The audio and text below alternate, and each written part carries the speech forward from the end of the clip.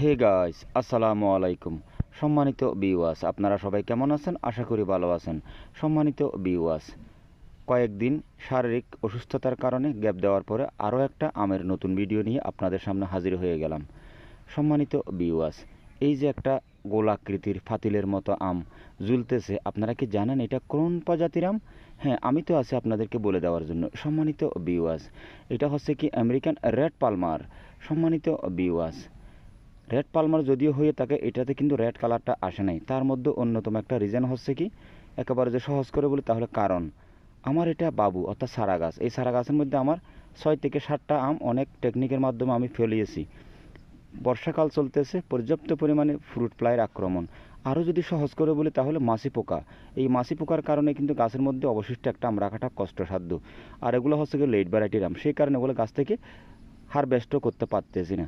তো সেই কারণে বেগিং করে দিয়েছি। বেগিং করার কারণে আমার আমগুলো অক্ষত আছে, কিন্তু আমি যদি সুন্দর দিকে শুটি তাহলে কিন্তু আমি এই আমগুলো পাবো না।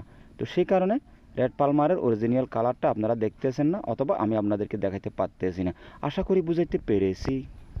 সম্মানিত ভাই এবং বোনেরা, এবার কিছু এই আমের ভালো দিক খারাপ দিকের কথা বলি। সম্মানিত ভিউয়ার্স, এই আম যখন পাকবে তাহলে কিন্তু সুগন্ধির জন্য আপনি ঘরের মধ্যে থাকতে পারবেন না। আরও যদি সহজ করে বলি, এত ভালো সুগন্ধি, কোনো একটা ব্যক্তি যদি আপনার ফ্যামিলি মেম্বার ঘরের এক কোণাতে একটা আম রাখে পেকে যায়, তাহলে অন্য ফ্যামিলি মেম্বাররা মনে করবে কিরে ঘরের মধ্যে এমন কি হয়ে গেছে, এত সুগন্ধি ছড়াচ্ছে কেন? তখন আপনি এদিক এদিক ছুটাছুটি করবেন ঘরের কোণাতে কানাতে, অর্থাৎ এটা কিসের থেকে সুগন্ধিটা ছড়াচ্ছে এটা আপনি কি অনুমান করার জন্য।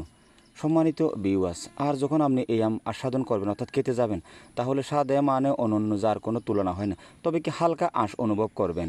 সম্মানিত ভিউয়ার্স, এরকম রেড কালারের মধ্যে 3টা আমাদের বাংলাদেশের মানুষে বেশি পছন্দ করে।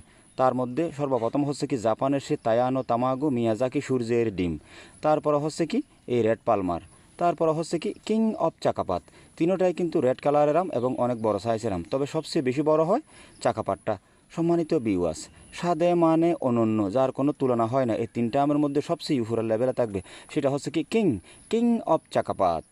তবে পালমারের জায়গায় পালমার কিন্তু এত খারাপ নয়, আবার মিয়াজাকি আমের জায়গায় কিন্তু মিয়াজাকি আমও কিন্তু খারাপ নয়।